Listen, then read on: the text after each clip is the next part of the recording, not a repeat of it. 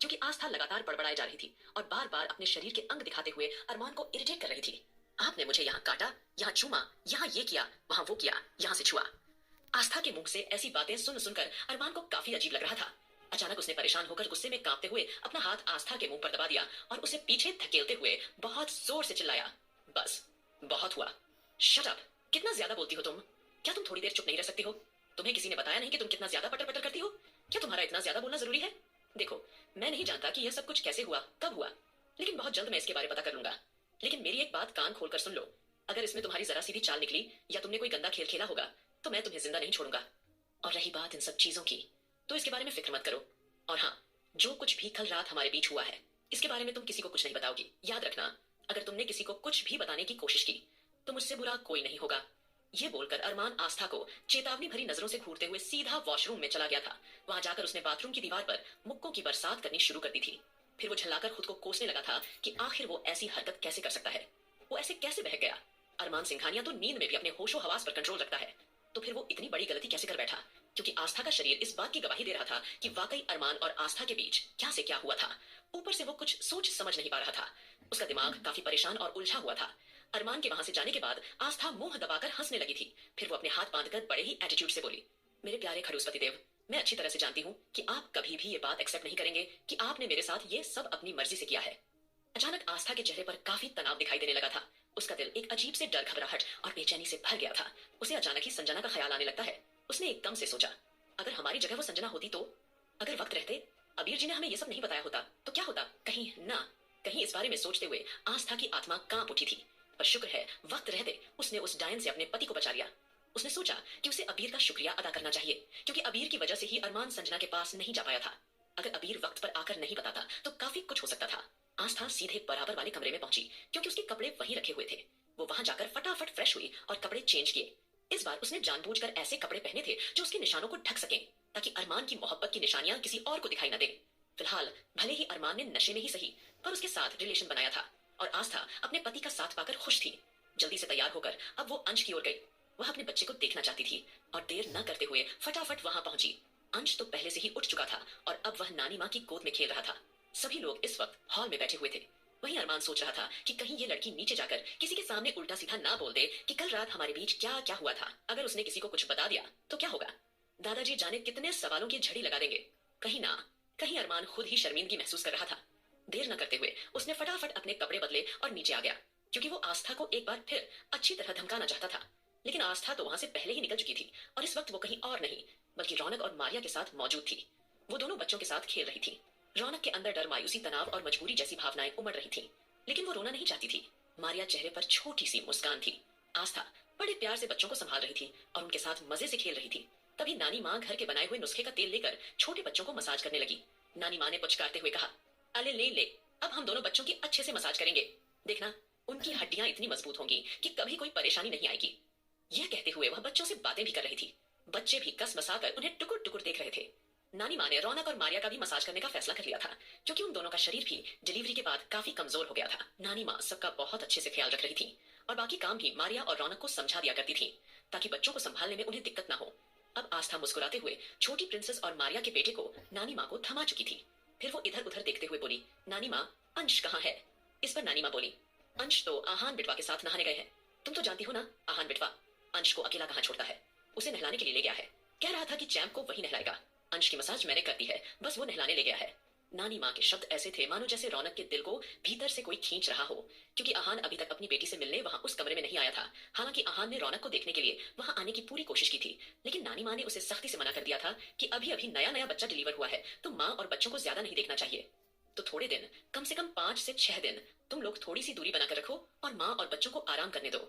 वह नवजात बच्चे हैं, इस वक्त उनके ऊपर किसी की भी ज्यादा धुन से गोद में नहीं ले सकते हैं, वरना उन्हें इन्फेक्शन होने का खतरा बना रहता है। नानी माँ की इस बात को सभी ने एक आदेश की तरह मान ली थी, इसलिए किसी ने भी अब छोटे छोटे बच्चों को गोद में लेने की कोशिश नहीं की थी। फिलहाल अब नानी माँ अच्छी तरह से उनकी केयर करते हुए बच्चों को मसाज देना शुरू कर चुकी थी। वही रौनक और मारिया मुस्कुराते हुए नानी माँ और बच्चों को मसाज करते हुए एक टक देखने लगी। नानी माँ ने मारिया और रौनक के मना करने के बावजूद भी उन दोनों के पैरों में, बाजुओं में, शरीर पर अच्छी तरह मसाज किया था। मगर रौनक का दिल और दिमाग दोनों इस वक्त अशांत था। उसने मन ही मन तय किया कि जैसे ही वो थोड़ा सा ठीक फील करेगी, वो तुरंत अपनी बेटी को लेकर यहाँ से कहीं दूर चल जाएगी। वो अब इस तरह घूंट घूंट के इस घर में नहीं रह सकती। वहीं अब अरमान जैसे ही तैयार होकर नीचे आया, अगले ही पल उसने देखा कि आस्था वहां मौजूद नहीं है। जब उसे पता चला आस्था तो कहीं और नहीं बल्कि रौनक और मारिया के साथ थी, तो इसीलिए उसे लगा कि उसे भी वहीं जाकर देखना चाहिए। उसने सोचा कहीं वो रौनक और मारिया को ही कुछ न बता दे। इस एंग्री बर्ड लड़की का कोई भरोसा नहीं है, वो जो मुंह में आता है बेपरवाही से बोल देती है। इसी सोच के साथ अब वो फटाफट से आस्था से मिलकर उसे एक बार समझाना चाहता था कि वो इस बात के बारे में किसी से भी जिक्र ना करे। फिलहाल रश्मि, राधिका, वंशिका ने मिलकर फटाफट से नाश्ता तैयार कर लिया था। नानी माँ के कहे अनुसार उन्होंने रौनक और मारिया को अच्छे से वहीं पर नाश्ता करवा दिया था और बाकी सब सदस्य के लिए भी नाश्ता लगा दिया था। तब तक आकाश ने अबीर को फोन कर दिया था कि वो नाश्ते करने के लिए सिंघानिया मेंशन आ जाए, और साथ ही साथ आकाश ने अबीर को यह कहने से भी मना कर दिया था कि वह अरमान को इस बात के बारे में बिल्कुल न बताएं कि वो बैंकरप्ट हो चुका है। उसकी इस बात पर अबीर ने सहमति जताई, लेकिन फिलहाल अब उन्हें अपने प्लान पर काम करना था। अरमान या राजवीर के सामने उन्हें कमजोर नहीं पड़ना था। वहीं बच्चों के मसाज वगैरह करने के बाद रौनक और मारिया को अच्छे से सुलाकर आस्था नानी माँ के साथ बाहर आ गई थी। वह नानी माँ से कुछ बातें करती हुई आ रही थी, लेकिन अरमान की नजर आस्था पर ठहर गई।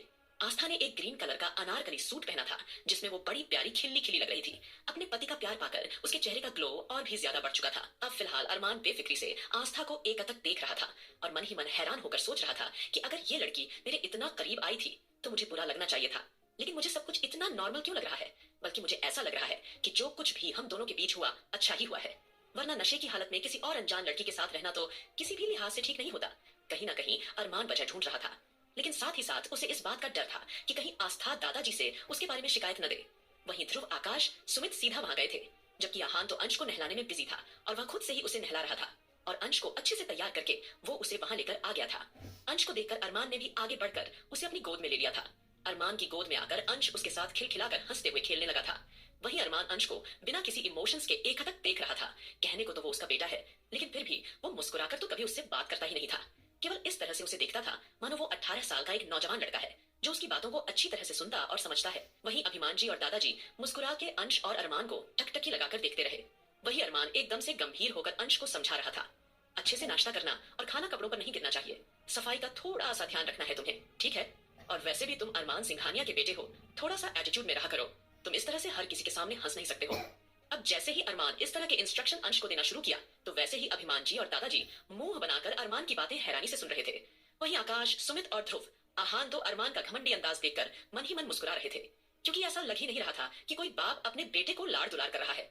ऐसा लग रहा था कि कोई मिलिट्री ऑफिसर अपने बेटे को सख्त इंस्ट्रक्शन दे रहा है कि किस तरह से चलना है, किस तरह से खाना है, किस तरह से पीना है। सब अरमान का घमंडी अंदाज देखकर हंस रहे थे।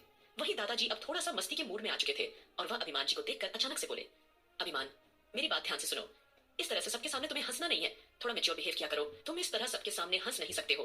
तुम अभिमान सिंघानिया हो, आलोक सिंघानिया के बेटे, तो इस बात का ध्यान रखा करो। और खाना वगैरह खाते वक्त बिल्कुल भी बात नहीं करनी चाहिए, समझ गए तुम? अब जैसे ही दादाजी ने आवाज ऊंची करते हुए अपने पास बैठे हुए अभिमान जी को बातें सुनाने शुरू की तो अरमान का ध्यान दादाजी पर चला गया था। वहीं दादाजी की ऐसी हरकतें देखकर आहान और ध्रुव तो खुद को रोक नहीं पाए और जोर जोर से हंस पड़े। वहीं अरमान थोड़ा झेप सा गया था क्योंकि ये लोग उसका मजाक उड़ा रहे हैं। कुछ देर बाद आस्था हल्का सा मुस्कुराते हुए वहां आती है। वह उस पर मन ही मन सोच रही थी, बस कुछ दिन और मिस्टर सिंघानिया, मुझे पूरी उम्मीद है कि आप हमेशा हमेशा के लिए ठीक हो जाएंगे और मैं आपको ठीक करके रहूंगी। अब बस मुझे सिर्फ राजवीर जिंदल से मिलने का इंतजार है। राजवीर जिंदल से तो मैं वो एंटीडोट हासिल करके ही रहूंगी। इसी सोच के साथ वो कुछ प्लान बनाने लगी थी, लेकिन ठीक उसी वक्त नानी माँ के साथ आस्था को आया देखकर अरमान उसे घूर कर देखने लगा था।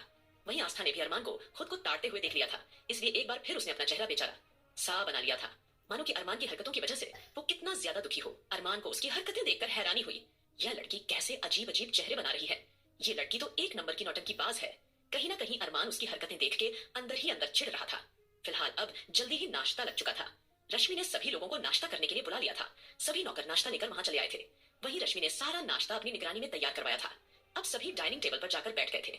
अरमान जैसे ही डाइनिंग टेबल पर आया उसे अजीब सा एहसास होने लगा था और बार बार के कानों में आस्था कही हुई बातें गूंज रही थी कि आप ध्रुव से पूछ सकते हैं। ध्रुव को आपकी पूरी कंडीशन के बारे में अच्छे से पता था। अब कहीं ना कहीं अरमान परेशान होकर यही सोच रहा था कि अब तक न जाने किस को उसके नशे में होने बारे में क्या क्या पता होगा, तो इसलिए उसे वहां थोड़ा अजीब सा लगने लगा था।